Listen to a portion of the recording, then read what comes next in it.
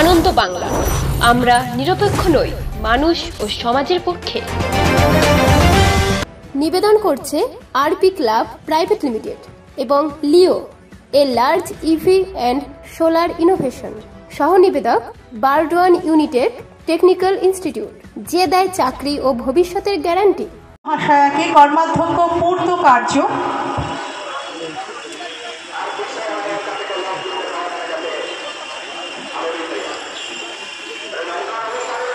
আমরা বরণ করে নেব। মাননীয় উত্তরের অতিরিক্ত অধিকর্তা, তাকে বরণ করে নেব। মাননীয় শ্রী সুদীপ্ত ভট্টাচার্য মহাশয়কে আমরা বরণ করে নেব।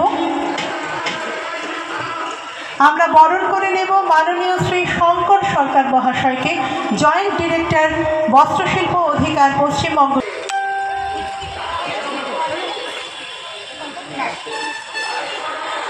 আমরা বরণ করে নেব। এবার আবারও আমাদের সঙ্গে রয়েছেন পূর্ব বর্ধমান জেলা পরিষদের কর্মাধ্যক্ষেরা, তাদেরকে বরণ করে নেব।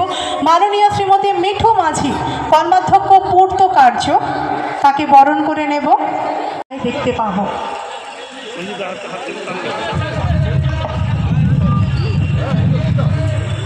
আমরা দেখছি সেই মুহূর্ত তারা ধীরে ধীরে সেই প্রদীপ প্রজ্বলনের লগ্নে আমাদেরকে সঙ্গে নিয়ে চলেছে। পশ্চিমবঙ্গ সরকারের ক্ষুদ্র ছোট মাঝারি উদ্যোগ এবং বস্ত্র দপ্তরের আয়োজনে মাননীয় মুখ্যমন্ত্রীর অনুপ্রেরণায় পূর্ব বর্ধমান জেলায় প্রাক পূজা যে বস্ত্র সম্ভারের আয়োজন, যে বস্ত্র বিপণনের আয়োজন, তার শুভ উদ্বোধন পর্বে প্রজ্বলিত বিভায় উজ্জ্বলিত আলোক প্রভায় আমরা আমাদের পথ চলা শুরু করলাম।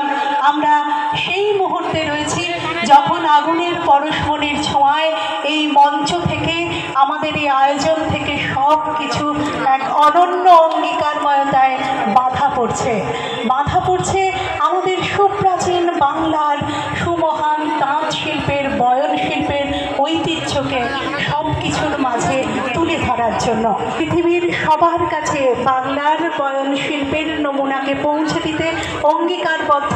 তাই আরও একবার নতুন করে রচিত হলো এই পূর্ব বর্ধমান জেলার বর্ধমান শহরে প্রাক পূজা তাঁত বস্ত্র মেলার উদ্বোধন পর্বে এই অগ্নিশলাকা প্রজ্বলনের মাধ্যমে আমরা অত্যন্ত আনন্দের মুহূর্তে রয়েছি। সবাই একটা জোরদার করতালিতে আমাদের সবাইকে উদ্বুদ্ধ করবেন। উপস্থিত রয়েছেন বিশিষ্ট অতিথিবর্গ, উপস্থিত রয়েছেন সাংবাদিক বন্ধুরা, উপস্থিত রয়েছেন তাঁতি বন্ধুরা, বয়ন শিল্পের সঙ্গে যুক্ত অন্যান্য। আমাদের এই প্রাক পূজা 13তম তাঁত মেলার জন্য তাদের সকলকে অকুণ্ঠ অভিনন্দন জানাই।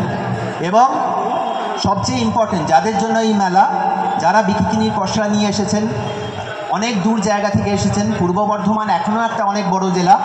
এই জেলার বিভিন্ন প্রান্ত থেকে, কাটোয়া, কালনা, সমুদ্রগড়, ধাত্রীগ্রাম, এসব এলাকা থেকে, এমনকি এই জেলার বাইরে থেকেও অনেকে এখানে এসেছেন। আমি এখানে দেখলাম ভালুকবাসা দন্তুবাই সমিতিতেও স্টল রয়েছে। আমি ওই ভালুকবাসা যেখানে পড়ে, সেখানে অনেকদিন আগে সেখানকার ব্লক ডেভেলপমেন্ট অফিসার ছিলাম। আজকে দেখুন, কিছুক্ষণ আগে আমাদের আধিকারিক মহাশয় বলছিলেন, যেটা আমিও জানি, যে ওই 15,000 টাকা করে দেওয়া হচ্ছে তন্ত্রজীবীদের বিভিন্ন সরঞ্জাম কেনার জন্য, 5,000 এবং 10,000 দুটো করেছে। এবং ফর্মটা যেটা ইংলিশে ফর্ম ছিল, সেটা ফিল আপ করতে অনেক তন্ত্রজীবীর সমস্যা হচ্ছিল। তার জন্য আমরা করেছিলাম কি, একটা মিটিং করে আমরা বাংলাতে ফর্ম ফিল আপের ব্যবস্থা করেছিলাম, যাতে প্রতিটা তন্ত্রজীবী এবং পরিবার ভালোভাবে সুযোগ সুবিধাটা পেতে পারে। তো আজকের দিনে এখানে যে সাংবাদিক বন্ধুরা যারা এসছেন, ওনাদেরকে আমি সব থেকে কৃতজ্ঞতা জানাই। হয়তো আপনাদের মাধ্যমেই পূর্ব বর্ধমান জেলার বর্ধমান শহরে যে একটা তাঁতের মেলা বসেছে, তাঁতের হাট বসেছে, সামনে দুর্গাপুজো, সেই দুর্গাপুজো উপলক্ষে যারা কেনাকাটা করবেন, আপনাদের মাধ্যমে খবর পেয়ে এখানে এসে কেনাকাটা করবেন, এই আশা রাখি। এবং একদমই তাঁত শিল্প নিয়ে বলার আমার ইচ্ছেও আছে। আমার ইচ্ছে আছে আমি পার্লামেন্টে গিয়ে এই কথাটা তুলবো, কারণ সত্যি সত্যি দেখতে পাই যে তাঁত শিল্প আগে যেরকম ছিল, তার থেকে যত দিন যাচ্ছে যেন তারা ধুঁকছে। এই শিল্পটাকে বাঁচিয়ে রাখা বাংলার একটা গৌরব। এই তাঁত শিল্পকে বাঁচিয়ে রাখার জন্য আমাদের মুখ্যমন্ত্রী বিভিন্ন রকমের প্রকল্প আনছেন, নতুন নতুন প্রকল্প, এবং সেগুলো হয়তো সবটা তাদের পর্যন্ত পৌঁছচ্ছে না। সেই জন্য আমার মনে হয় আরেকটু অ্যাওয়ারনেস বাড়ানোটা খুব দরকার। তারা নিজেরা জানতে পারছে না, তাঁতিরা জানতে পারছে না যে আরও কীভাবে তারা সুবিধা পেতে পারে। তো সেই জন্য আমি আপনাদেরকেও বলবো যে আপনাদের মিডিয়ার মাধ্যমেও যদি তাদের পর্যন্ত পৌঁছায় যে কী সুবিধাগুলো আসছে, সেগুলো আপনারা একটু দেখবেন। এবং এরকম উদ্যোগকে আমি খুব অ্যাপ্রিসিয়েট করি, স্বাগত জানাই, কারণ এখানে বিভিন্ন জায়গা থেকে যারা এসেছেন তারা তাদের পুজোর আগে বিক্রিবাটা অনেক বেশি হবে সেটাই আশা করছি। এবং বাংলার মানুষজন যাতে এখানকার জামা কাপড় পরে তাদেরকে আমি একটু অনুরোধ করব যে বাইরের জামা কাপড় ছেড়ে এবার একটু নিজেদের তৈরি জামা কাপড়গুলো যদি আমরা পরতে পারি তাহলে কিন্তু আমরা এই শিল্পকে বাঁচিয়ে রাখতে পারি, আমাদের কাছের লোক যারা রয়েছেন তাদের পাশে দাঁড়াতে পারি। তো আমি এইটুকু বলছি। না না না না, আমি সেটা মোটেই বলছি না, বিদেশি পণ্য বর্জন আমি বলছি না। অনেক সময় থাকে যে হ্যাঁ ঠিক আছে ব্র্যান্ডেড জিনিসের প্রতি আমরা বড্ড বেশি দৌড়াই, মানে সেটা কতটা কোয়ালিটি বা কিছু আমরা দেখি না, কিন্তু তার থেকে আমরা দেখতে পাই যে হাতের তৈরি হ্যান্ডলুমে জামা কাপড় অনেক বেশি কমফোর্টেবল।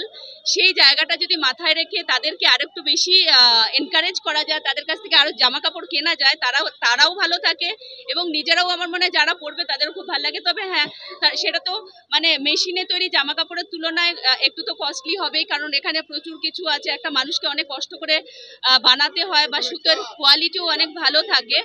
তো সেই হিসেবে তবুও আমি বলবো যাদের সামর্থ্য আছে তারা একটুখানি দেখুন যাতে এই শিল্পটাকে বাঁচিয়ে রাখা যায়।